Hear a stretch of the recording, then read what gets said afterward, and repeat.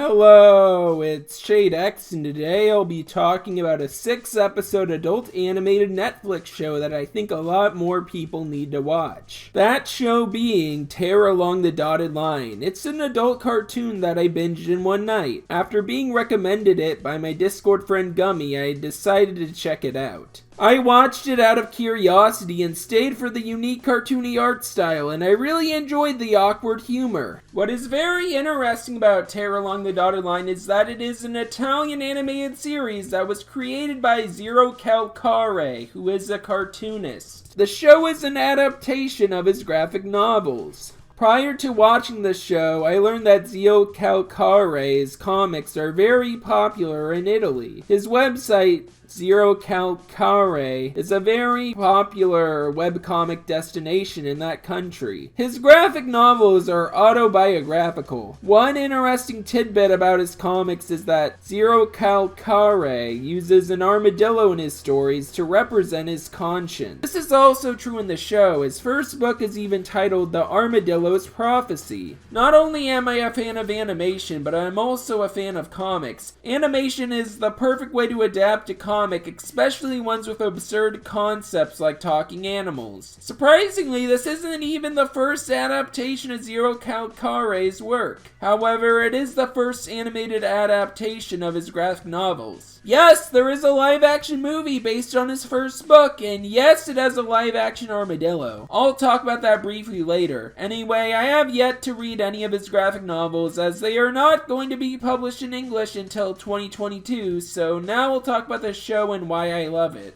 Tear Along the Dotted Line is a very charming show. For this review, I watched the British English dub of the show. What is interesting is that in the Italian dub, Zerocalcare voices himself and all the other main characters. However, there is one other voice, that being the armadillo. He is voiced by Valerio Mastandrea in the Italian dub. I don't think I said that right, but that's his name. This is true for the British dub as well, although there are two different voice actors in that one. Those two being an actor named Adam Rise D, who plays the main character, and Wayne Forrester, who voices the armadillo. I was surprised to learn that the latter voices Riki in the Xenoblade games. To be fair, I haven't played a single Xenoblade game, but if you're a fan of the games, the guy who voices Riki is the armadillo. So, what is the show about? The show is formatted with Zerocalcare telling the audience stories. This is the in-show reason why the characters are voiced by him. The inciting incident for the show is Zerocalcare getting romantic feelings for Alice, a girl he just met, but he's too shy to talk to her in person and share his feelings with her. The two share a few words in person, however, the two chat very frequently with each other online, no problem. What I like about the start of the show is that it takes place in the early 2000s, starting with them talking on online instant messaging. The show takes place over the course of several years. It is really interesting that this happens in a show with just 6 episodes, and because of that, time flies by fast. Speaking of which, the jokes are really fast-paced. The humor in this show is really great. The show has great moments like Zerocalcare arguing about men's bathrooms being worse than women's bathrooms with his friend Sarah. Zerocalcare's rants are a highlight of the show for me. There are a lot of them in the show and they are all quite funny. The humor of this show stems from Zerocalcare's anger and anxiety in certain situations. He's indecisive about what to watch on Netflix. Zerocalcare freaks out when a tire pops on his car. He gets even more frustrated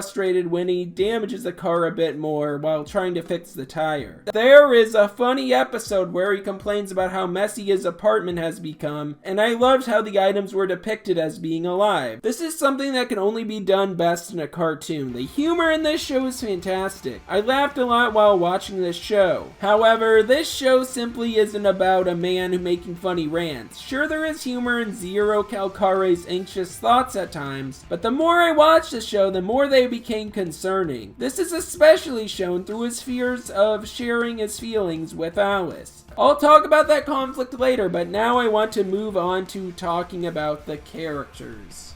I really like the supporting cast of the show, specifically Zerocalcare's two friends, those being Sarah and Seko. They have been friends since elementary school and are vastly different people. Zerocalcare as a kid was a successful student for a bit, but his grades quickly went down. He fears that he let his teacher down, which leads to him befriending the dumbest kid, Seko, and the smartest girl in his class, Sarah. Seko doesn't care at all that he's not the smartest kid in the class. Sarah, while smart, reassures Zerocalcare that the teacher doesn't care as much as he thinks, noting that she gets new students each year. She tells him that he's just like a blade of grass in a field and that him doing badly in school doesn't matter because of that. Episode 2 was great as it was really neat seeing how the three main characters first met as kids. They are later revealed in the show as adults to have an interesting dynamic. Seko is a character who is very carefree. He's a simple man who wants one simple thing, to eat ice cream. He isn't afraid of taking risks and dabbles in online poker to make money. Deep down, Zerocalcare envies Seko's carefree attitude. This is shown when Seko seems not to care about what food to order at a pizza place, while Zerocalcare is stressed over choosing 1 out of 2 pizzas. Then there's Sarah. She is the most mature out of the three. She is very intelligent and wants to become a teacher. She excels at being a tutor while Zerocalcare seems to do a weaker job at it. However, later in the show it's revealed that Sarah still isn't a teacher and is doing jobs she doesn't want to do. It's clear the two supporting characters all have aspects the main character lacks, which I find very interesting. Despite all that, they all are friends, and while watching the show I could tell they all care for each other. These two side characters are very interesting because they are his only friends he has in the show, besides Alice. Next up, I'll talk about the Armadillo, who appears all throughout the show. He is Zerocalcare's conscience, who first appeared to him after he disappointed his teacher. His role in the show is to make Zerocalcare feel guilt. He is the only person he talked to throughout his childhood, besides his two friends. The Armadillo usually appears in the show whenever Zerocalcare has to talk with Alice. In episode 2, the Armadillo tells him to ignore Alice's messages when she wants to call him. He also advises Zerocalcare to stay offline and not tweet since she may see the post. He also walks towards Zerocalcare during the show whenever he says something off-putting and tells him to correct himself. Finally, I'll talk about Alice. She is a character that is very important to this show. Throughout it, it's clear that Zerocalcare has feelings for her. I really like how she's introduced in the first episode of the show. She clearly has feelings of some sort for him as well. For example, Zerocalcare opens up to her while chatting with her online about his desire to be a cartoonist, and she tells him to write a story for her to read to the children at a daycare. The story, of course, is very pessimistic and dark, and Alice tells him that she wishes it could be more hopeful. What makes this character important is that Zerocalcare believes him and her are tearing along the dotted line in life. The title of the show is a metaphor, and it is utilized very well in this animated series. Long story short, Zerocalcare views Alice as a kindred spirit. Both of them don't know what to do with their lives. Deep down, he has feelings for her, but he's too scared. My favorite scene that shows this is when Zerocalcare visits her and comforts her after breaking up with her abusive ex. He hugs her, but she can tell he's distant. This is even shown with a ghost version of himself, looking in fear, coming out of his own body. Overall, Alice is shown to be a kind character. Zerocalcare admires her a lot. In addition to Sarah being a tutor, the fact Alice is really great at being one motivates him to be one too. Throughout the show, Zerocalcare both dreads and anticipates talking to Alice. The conflict is a really interesting part of the show. I would say more, but that would get into spoiler territory.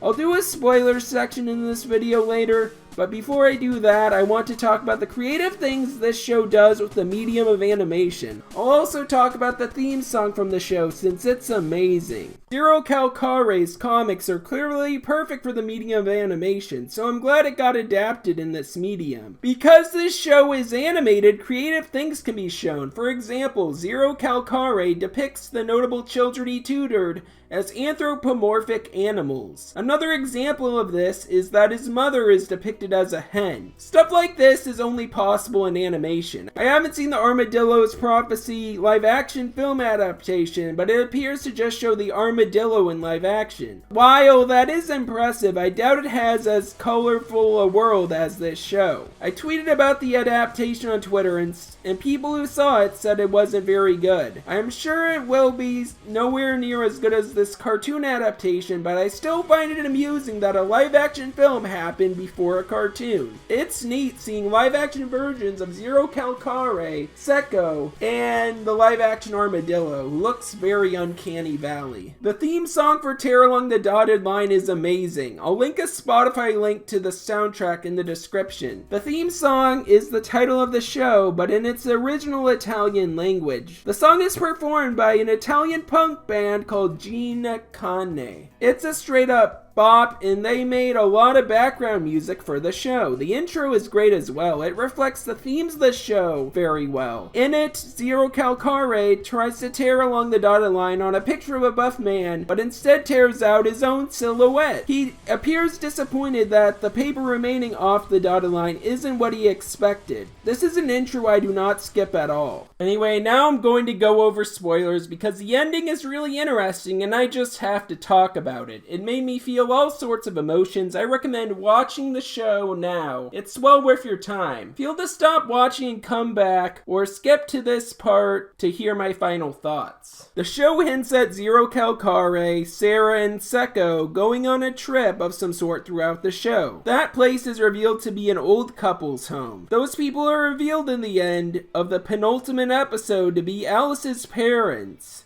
They tell Zerocalcare they are glad he's there for her. It turns out that Alice is dead and that throughout the show, Zerocalcare was recounting the time he spent with her. The final episode takes place at a funeral where it's revealed she committed suicide. Zerocalcare wonders why she did it and feels sad that he never talked to her often. In this scene, the audience learns more about her. The funeral is taking place in a boxing ring, which at first Zerocalcare questions, but it's revealed to be a hobby she took up when she was still alive. Zerocalcare leaves the building and is stressed that he could have stopped her from giving up her life had he made a move. But then something crazy happens. Zerocalcare gets hit in the head by Sarah and suddenly she speaks with her own voice and isn't being narrated by himself. Sarah calls him out for his ego and says he feels like the lead of a film that isn't about him. Both Sarah and Sekko note that Alice did have feelings for Zerocalcare, but that he didn't notice. Out of the two, the one that surprised me the most is that Sekko remembered the time she vented to him while they both ate ice cream. This all happened after Zerocalcare annoyed her calls earlier at the beginning of the show. Another great reveal is that Sarah had feelings for Alice too before she knew she was into Zerocalcare. He wonders if she was gay like Sarah. She then remarks that Alice was bi. I really like this moment as we learn more about Sarah as a character in this scene. Her sexuality is revealed and it isn't a big deal, and I think that's great. Zerocalcare feels bad, worrying that he ruined her chances with Alice. However, Sarah tells Zerocalcare that he couldn't prevent Alice's death and that humans are like blades of grass. That moment makes the show go full circle. The ending of this episode is great. Alice's parents tell the three to come back inside. They then play a video of Alice reading the story that Zerocalcare wrote for the kids at the daycare. From this scene, I can tell she cared for him all this time. Rather than read his pessimistic ending, she gives it a more hopeful one. Despite getting tripped by the prince, he gets a scar, but he gets up despite all that.